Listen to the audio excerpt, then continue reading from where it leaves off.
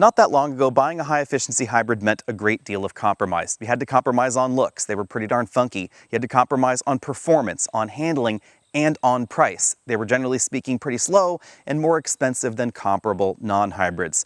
But this is a very different kind of 50 mile per gallon hybrid. This is the 2025 Honda Civic Hatchback Hybrid, which gives you the practicality of the hatch in the back, the handling capability you'd expect in a Civic, 0 to 60 times that are second only to the Civic Type R, and 50 miles per gallon.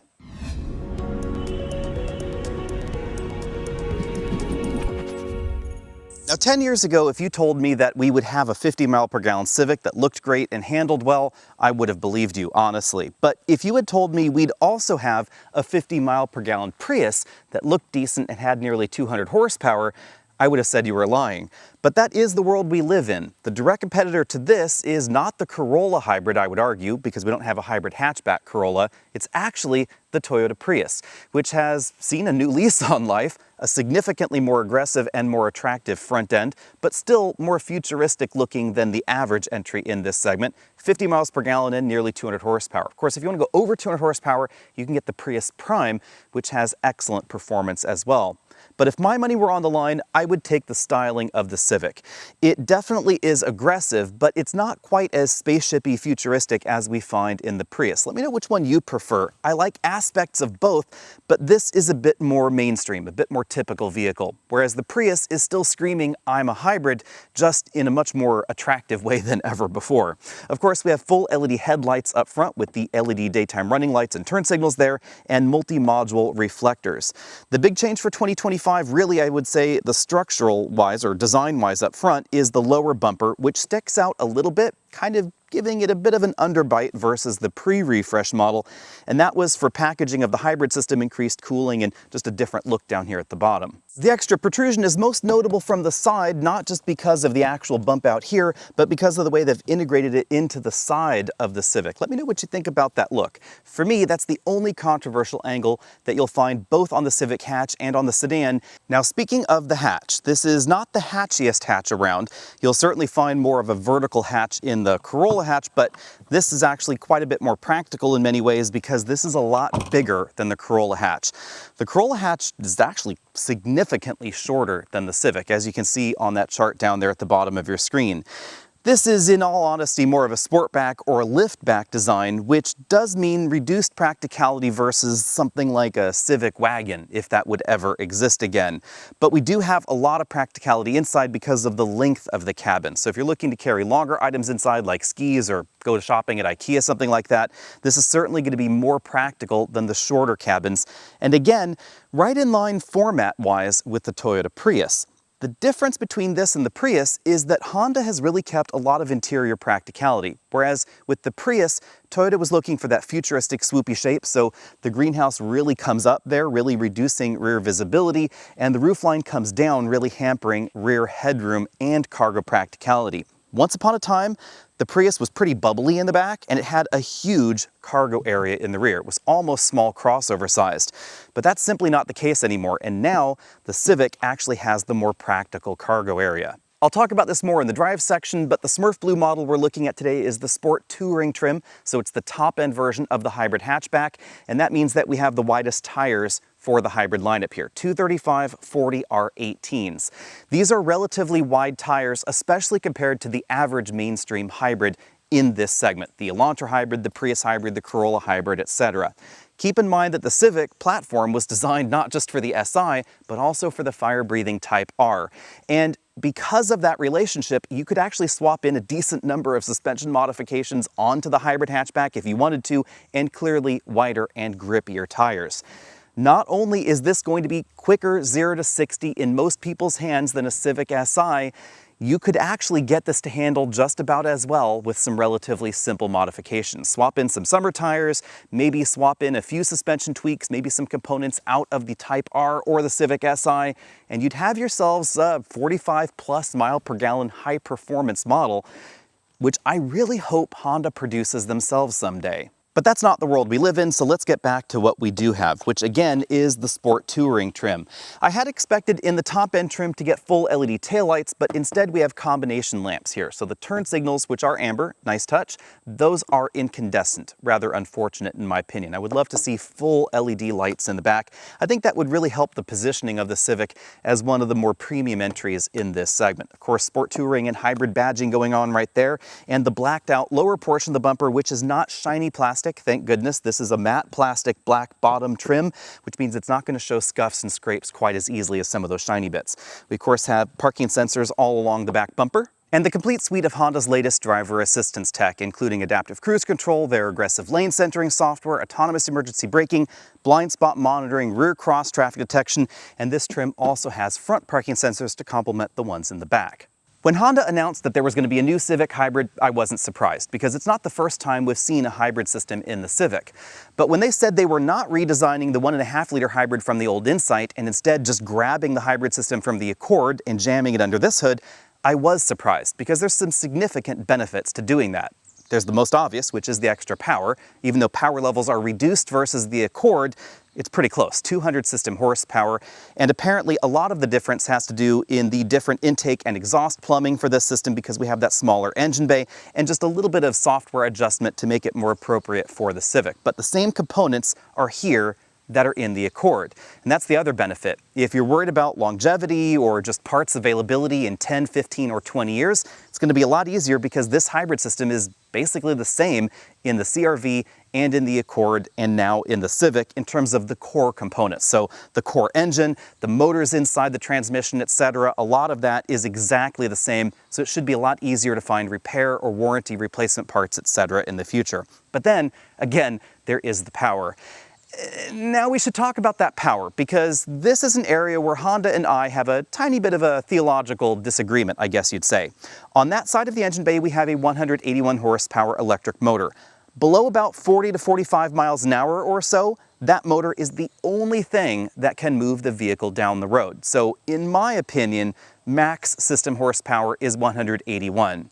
Honda says that it's actually 200 because you can get 181 from that motor generator unit over there and some extra power from the engine over here. You know, exactly how that calculates and at what speed that happens, I don't actually know, because Honda hasn't exactly said. It honestly doesn't matter though, because this is really quick. 0 to 60, again, in about 6 seconds. We'll dive into that in the drive section. This is significantly faster, interestingly, than the 200 horsepower Civic Si. We'll get to that in just a moment as well. The key thing to know though is that this two-motor hybrid system is a serial parallel hybrid. So below about 40 miles an hour, it's a serial hybrid only. The engine is driving a generator that's housed in that same transmission unit, and electrically it's powering the 181 horsepower motor, sending power to the front wheels. If it needs more oomph than the motor and generator can deliver, it's going to pull that from the battery in the back and send that to the traction motor. Of course, when regenerative braking, that big motor is directly connected to the front wheels. That means two things. The drivetrain is really smooth when accelerating. It's basically an electric car, because it kind of is. It just has a different battery with the engine under the hood.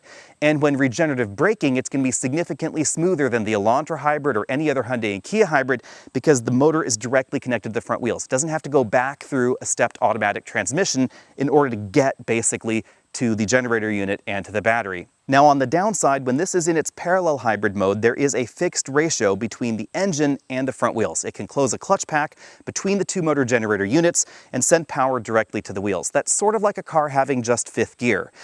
In this vehicle, however, that's less of a problem than it is in the CR-V and some of the bigger vehicles that Honda's hybrid system has been in, because this is one of the world's most efficient four-cylinder engines. So even though theoretically it could be a bit more efficient if there were some extra gear ratios included, you can still average real world about 50 miles per gallon. This is hands down the most efficient Honda hybrid currently on sale in North America.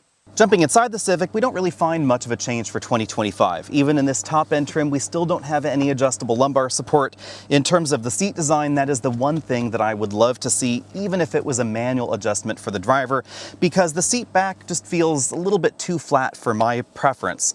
We have a tilt-telescopic steering column with a large range of motion, and unlike the Prius, the instrument cluster is exactly where you'd expect it to be. And that's really the theme that you will see all across the interior as we move around. It's that feeling feeling of normalcy in here that we still don't find even in the new sexy Prius. We have plenty of headroom in this model. Again, this is the Sport Touring model, so we have the moonroof there. If I lower the seat all the way to the ground, I have maybe about 2 inches or so of headroom, something like that. It's very comfortable for shorter and taller drivers to find a solid driving position, and I do like the fact that the steering column comes out from the dash a little bit more because I tend to prefer the steering wheel to be a little bit closer to me. Jumping into the back, we find plenty of room with that front seat comfortably adjusted for me at 6 feet tall. I have quite a lot of legroom left, looks like about 6 inches there or so, so definitely a lot more room than you'd find in a Corolla hatchback. And that means it's going to be a lot easier to put child seats back here. So if we measure, our typical measure here, 11 inches up, and then measure across, we end up at almost 29 inches from the rear seat back to the back of the front seat back with this adjusted for me at 6 feet tall. That's sort of the 80th percentile measure there. That means you could just barely put some of those larger rear facing child seats back here. It is going to be a little bit tight, so make sure that your seat and the Civic's manual both agree that you can actually have that seat touching the front seat back. That's allowed with some child seats, not with others. But if that doesn't work for you, you could also put the child seat in the middle because there is a lot of room in here. We have a bench that is definitely wider than we find in the back of the Prius. In our door-to-door measure at shoulder height, this interior is 57 inches wide, which is almost 3 inches wider than the Prius. That's because the Prius has that really aerodynamic profile that tucks in quite a lot at the head. Now on the downside, there is less headroom than I would like because of the sport back design in the rear. So if I actually sit upright in this rear seat rather than slouching, my head is touching the hinge area for that hatch in the back. I do have to kind of slouch in order to actually put my head back there to the headrest. You should also know that even in this top end trim, no air vents in the center console, which still strikes me as a strange choice because you can get the Civic Hybrid and the Civic, generally speaking, in other markets with air vents in the back. So I do think that's still a miss for Honda. We have a softly padded center armrest with 2 cup holders, and the 60% side of the rear seat back is on the driver's side. That's not my favorite location. I actually wish it was on the passenger side, but that's just Honda's particular choice. Behind the manual hatch, which incidentally does have a rear windshield wiper in case you're wondering, we have just over 24 cubic feet of cargo capacity. Again, it is a little bit limited because of the more sportback-like profile, but that's more than you'll find in the Prius. And a little bit more important for me at least than the cargo capacity generally is the shape of the cargo area. And this is considerably boxier and taller than the cargo area in the Prius. As you see, this bag can stand up in this upright position just barely. It can't quite be all the way at the edge, and it can't go in the middle because of that rear windshield wiper motor, but you can actually get more cargo practicality out of this cargo area because it's so square. Also, because Honda gives us these sort of fabric cargo hider things, this one snaps up here. I probably won't get it in right, but it snaps up into this area of the hatch. There we go, that actually wasn't so bad, snaps right up there. And then we get one of these roller style shades, only it goes from side to side rather than front to rear. This is not my favorite contraption, but it does package a little bit more easily on the side, and if you wanted to remove it from the car, you can just pull it off and tuck it away somewhere really conveniently and easily if you want to put those larger items in the cabin. What's under the floor? I'm glad you asked. Let's go for a dive. We have a relatively thick and pretty sturdy floor, but under here, no spare tire. Instead, we get a cargo divider, Canafix flat. This is where they chose to put the bracket for the front license plate. And then under this carpeted section, there's actually just the rest of the unibody. Let's start the interior tour on the instrument cluster because as you can see, we've been averaging 46.7 miles per gallon. When we pulled into this spot to start filming, we were at 57 miles per gallon. This is really, really efficient. It's been spending the last 2 hours sitting here idling with the air conditioning on because as you can see, it's 83 degrees outside and I'm weak. I would like the air conditioning on. This screen has a bunch of different layouts here. So you can see Apple CarPlay integration, Bluetooth, USB, things like that on the left side, and you can also scroll around various options over there on the right side, including driver assistance systems, the hybrid system function, etc. If we go over to customize display, you can choose what modules you want to hide or show, and then on the right side, if we choose, let's choose the customize display option there. Here you can choose the gauge design, so if you'd rather have round minimalist design, you can choose that. You can also choose oops, if we kind of get the right option, sorry, the roller thing is hard to do with holding the camera at the same time, you can get the more fully featured round or the fully featured bar designs for that instrument cluster as well. It's a really well-designed instrument cluster. It's a little bit smaller than some because we have the LED gauges flanking it on either side. Now, coming out from there, we have the typical Honda steering wheel. We have paddles on the back. These are regenerative paddles, not shift paddles, because there's nothing really to shift. In the traditional sense, this car doesn't actually have a transmission. We'll get to that in just a second. Sport grips up top on the leather-wrapped wheel. Volume control over here, tracked forward, backward, controls for the adaptive cruise control, and the lane centering software over there. In the middle of everything, of course, we have the touchscreen infotainment system. This is running the latest version of Honda's software, which features Google integration. So Google Maps, Google Apps, things like that, that's in there. But we still have physical buttons on the side, which is a nice touch. Although I kind of wish the screen was just a little bit bigger. In some ways, the screens look a little bit more impressive in the Prius, but this dashboard design is significantly more traditional if we pan out from there, because the instrument cluster is where you expect it to be. You're looking at it through the top of the steering wheel, as you'd expect it, and then we have that infotainment system over there. The design of the dashboard, basically the same as before and pretty similar to what we find in the Accord with this sort of cheese grater style dashboard. I am concerned about how easy that is to clean over time because you can see dust inside in some of the models that we have driven at home. Also, there is a reasonable amount of shiny black plastic in here, and piano black tends to scratch pretty easily. Up here we have soft touch injection molded plastics. You can see the Bose audio system right over there. Soft touch materials on the doors, and that's not just for the door insert in light gray there in the middle, it's also for the upper door section, but obviously there's lots of hard plastic around. So the entire area around that armrest and armrest insert, that's actually hard plastic down there around the bottom of the door.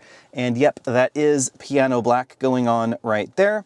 One interesting touch, I'm not exactly the biggest fan of this, but you can see a little bit more of the body colored metal on the doors on the inside than we find in some of the competition.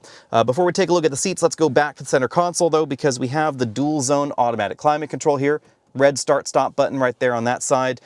2 USB-C ports, one that interfaces with the system, one that's charge only. It's actually powering the camera that we're filming this video with. And then we have a wireless charge mat down there for your smartphone. Currently I have CarPlay plugged in via USB though.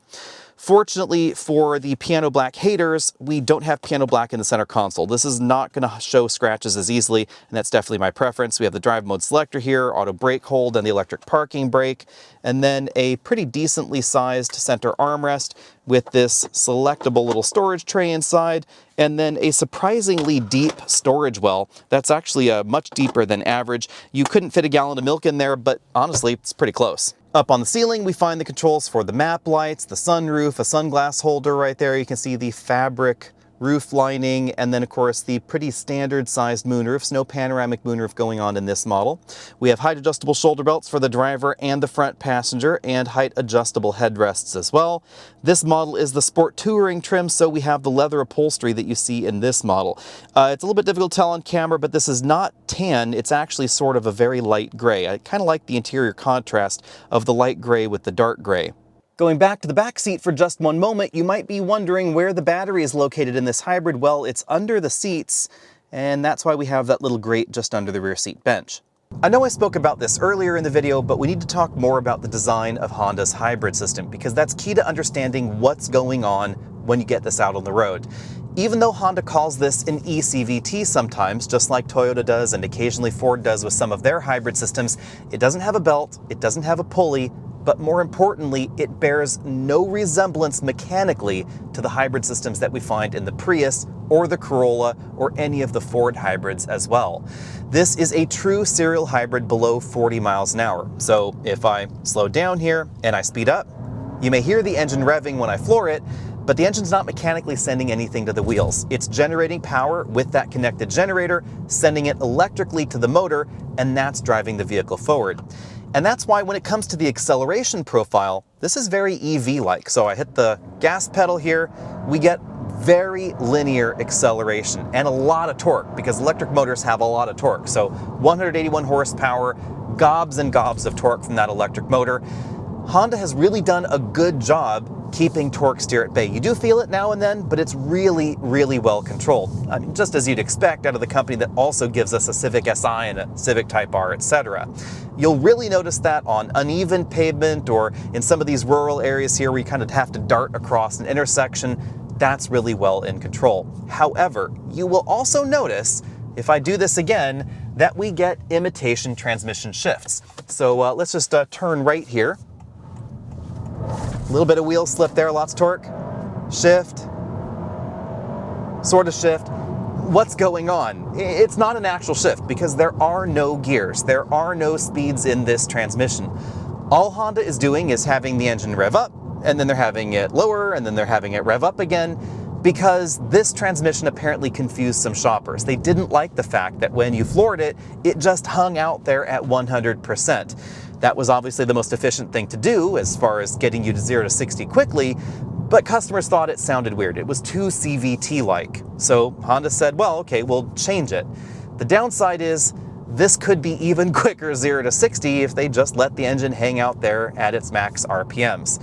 As it is, however, 0 to 60 out here in Tennessee, 6 seconds even every single time. This is really swift 0 to 60 because we have gobs and gobs of torque, and because there's no transmission in the way of that electric motor. Bearing in mind that it has been raining pretty hard throughout the day here in Tennessee, in my preliminary 60 to 0 stopping tests, it took this model 121 feet to accomplish that highway task down to 0 miles an hour. I would expect that to be a little bit shorter once we can get this at home. Also, it would be shorter if this had grippier tires on it. The brakes obviously are not as aggressive as the brakes that we find in the Civic Si or the Type R, but you could obviously swap those in yourself. The key thing here, however, is the tire compound. These are pretty average compact sedan, compact hatchback tires, even though they are a little on the wide side. Of course, like in other hybrids, most of your braking is going to be done via regenerative braking, and that's where the paddles on the back of the steering wheel come into play. They allow you to adjust the amount of throttle lift-off regeneration you get. In the default mode, if I take my foot off the accelerator pedal, we're not slowing down a whole lot for this corner here. Of course, if I wanted to just coast, I could pull on the up button, and then I get basically 0 throttle liftoff regen. We're just coasting, and that's going to be the most efficient way of handling winding country roads like this. When you need to slow down, though, you can just toggle more regenerative braking with the paddle on the left side, and that's going to give you relatively aggressive throttle liftoff regen. Keep in mind, of course, this is a relatively small battery pack, so it's not going to give you one pedal driving like you'd find in an EV or a plug-in hybrid, despite some of the other EV-like characteristics here and there. And that's just down to the size of the battery pack. But I really appreciate that ability to vary that amount of throttle lift-off regen. If you pay a little bit more attention to what the hybrid system is doing, you'll notice that this spends more time in electric-only operation than the classic Toyota hybrid systems that we find in the Prius and the Corolla, etc., especially at higher speeds, whether that's 35 or 45 miles an hour like we're driving now, or 65 or 75 miles an hour out on the open highway. And it's all due to the hybrid system design.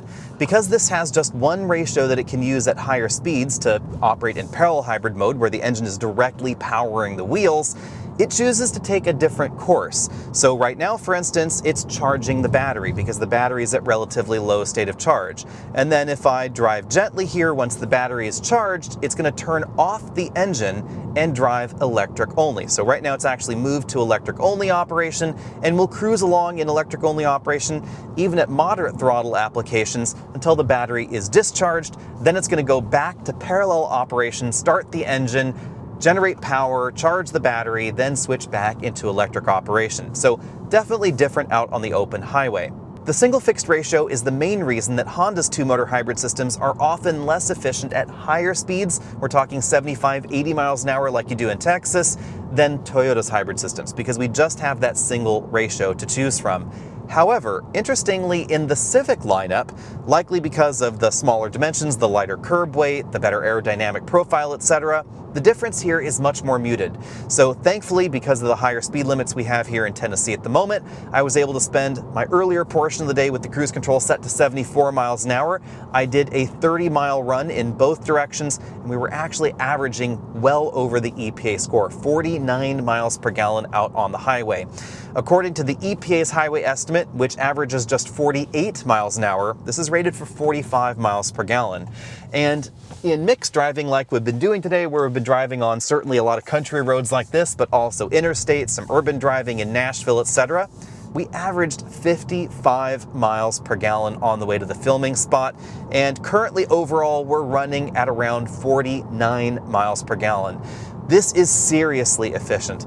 So far, efficiency is definitely better than the last Elantra that I drove, and that's really saying something, especially given the tire size on this vehicle. And that's the next thing you need to know. 235 width tires, and we're getting near Prius levels of efficiency. Now, I can't say for sure what the Prius's fuel economy would be like if you put these tires on it, but you can bet it's not going to be mid 50 miles per gallon anymore, because even the modest tire size bump up to the middle or upper end trims of Prius have a pretty notable impact on the fuel economy in that model, and these are significantly wider.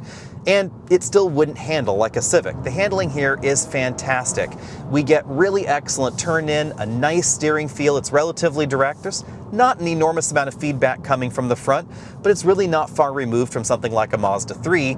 And of course, this has a fully independent suspension, something we don't find at all in the Mazda. In terms of level of grip, lack of torque steer, etc., this is absolutely fantastic. And then of course we have the 50 mile per gallon fuel economy score.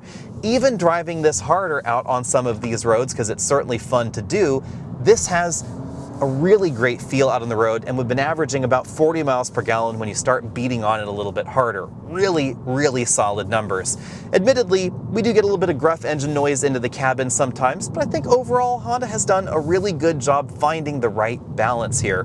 This is not the most gruff in the segment, and I do think the 2-liter engine sounds relatively pleasing. I think the fake shifts are kind of silly, if I'm honest, but if you've never liked the droning that you can get in a CVT-equipped vehicle, you might want to choose this over some of those more CVT-like options. And speaking of CVTs, I have never been a CVT hater. I really do not mind the 1.5-liter turbo that we used to find in the Civic. I thought it was just fine. It had a decent amount of pull, it sounded okay, etc. But this engine sounds better, and the transmission feels better as well. And then of course you get significantly better fuel economy. So this is not only the most fuel-efficient engine in the Civic, I think it's simply the best engine as well, depending on, of course, whether you can afford that Type R or not. If you didn't know it by now, Honda is all in on hybrids, and that's not just because 3 of their most popular models are available as a hybrid, but because of the way that Honda is inserting the hybrid into the lineup. Over here in the hatchback, 2 out of the 3 different trims are going to be available only with the hybrid drivetrain.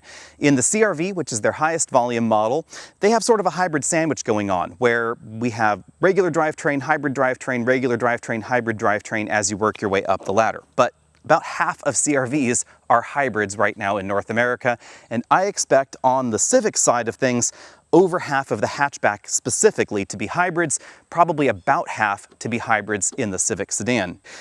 It's kind of a zero compromise hybrid because we get better performance and better fuel economy than the regular model. Also expected higher reliability because we have that really simple 2-motor hybrid system.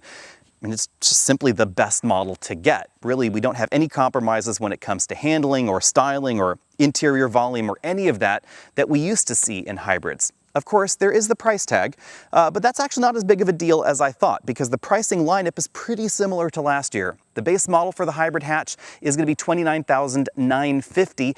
That's only a little more than $2,000 above the base version of the hatchback. Exactly how much of that is the hybrid drivetrain, it's hard to say, but it's maybe about a $900 bump in my estimation over that base drivetrain when we calculate out the extra features you get in the sport trim over the base trim. Now, if you want to save a little bit of cash and you want to get a lot of what we see here, you could get the hybrid sedan. It's going to be about $1,200 less trim to trim and feature to feature. This is the top end model, the Sport Touring model, $32,950 plus tax, title, license, and destination. This gets you the Google connected audio system, the leather upholstery, the premium sound, etc. For our complete pricing and comparison workup, you're going to have to wait until we can get one of these at home and run it through our full battery of comparisons and tests. But it's easy to say that the Civic Hybrid is not only a solid deal, it's probably the one that I would get if my own cash were on the line. I love the way the Prius looks, and it is less expensive than this. It's about $2,000 less starting with better fuel economy, but the performance isn't as good. The handling is certainly not as good. I don't find it as comfortable or as attractive as the Civic. Again, I think that the Prius looks absolutely fantastic. It's definitely sexy, but it's not exactly my cup of tea. I think it is a hair futuristic, and also interior-wise, there are just a few too many compromises because of the sexy shapes going on in that Prius. If you get the top-end model, it can actually get more expensive than this. There is one reason to get the Prius though, and that is all-wheel drive. You can get all-wheel drive in it, and you can't in the Civic or in the Civic Hybrid. I kind of wish that was something that Honda had addressed with the hybrid model, but they're trying to stay pure to the front-wheel drive dynamics of this, of course, the Si, the Type R, etc. If you're interested in better fuel economy, again, there's Prius, but there's also Elantra, which is going to be even less expensive at $26,250, but it's not a hatchback. It's a sedan only, so actually a little bit more like the sedan version of this, which is about $1,200 less expensive than the model we're looking at here. Even less is the Corolla. The Corolla is $23,500 for the least expensive hybrid. That's going to give you fantastic fuel economy, really mediocre performance, not great handling, especially when stacked up against this. I think it's an easy win for the Civic, if of course you can afford the extra few $1,000s that separate that Corolla from the Civic price-wise. My money were on the line. I would absolutely pay the extra for the Civic. And you're going to get more room on the inside and more practicality. The Corolla's interior is a little bit tight, especially when we're talking about the hatch, which doesn't offer the hybrid system at all, but does offer, of course, the GR Corolla. Now, the biggest competitor, or toughest competitor, I think at least in my mind, is actually none of those. It's the Civic Si sedan, which is, interestingly, the exact same price as a base sport version of the hybrid hatchback. That is a really tough one for me. Yes, the Civic Si is going to be more engaging, unquestionably. The suspension is better tuned than this. The handling capability is better. It has a manual transmission. It screams all the way up to its red line. But I would probably get this, and I would probably end up spending some of the cash, if I wanted that sportier vibe, swapping in maybe some Si or Type R components, because you could very easily do 245 with tires on this, summer tires, get some of those Civic Si suspension tweaks, and you could have yourself a 40 to 45 mile per gallon Civic Si competitor. And any way you slice it, this is significantly faster 0 to 60. For most drivers, we're talking a full second faster 0 to 60. Even in professional hands, this is going to be about 3/4 of a second quicker 0 to 60. With better tires, it could also stop from 60 to 0 about as quickly. It's going to give up a little bit on handling because of the added weight of this system versus the Civic Si. And as much as I love the Civic Si and its seats, and again, everything that makes that Si so special, I would probably just choose this because you're going to get double the fuel economy, better performance, etc., and it's sitting right there on the dealer lot. So if you already love the Civic, you love the look, you love the feel, you love your Honda dealer, etc., I would say it's just going to be an incredibly tough choice between the two. And I would love to know what you think. Again, love the Civic Si, but for daily driver livability, practicality, that entire combination, I would probably just get the hybrid hatchback. And yes, specifically the hybrid hatch over the hybrid sedan. Let me know what you think about all that. Of course, check out our related videos on the channel, including our video on the refreshed Civic Si that I'm filming out here in Tennessee as well. That should be on the channel either already by now or very soon. And let me know what your pick would be in this segment, especially, again, Civic versus Civic, but also, you know, something I never thought I would say, Civic versus Prius. Let me know.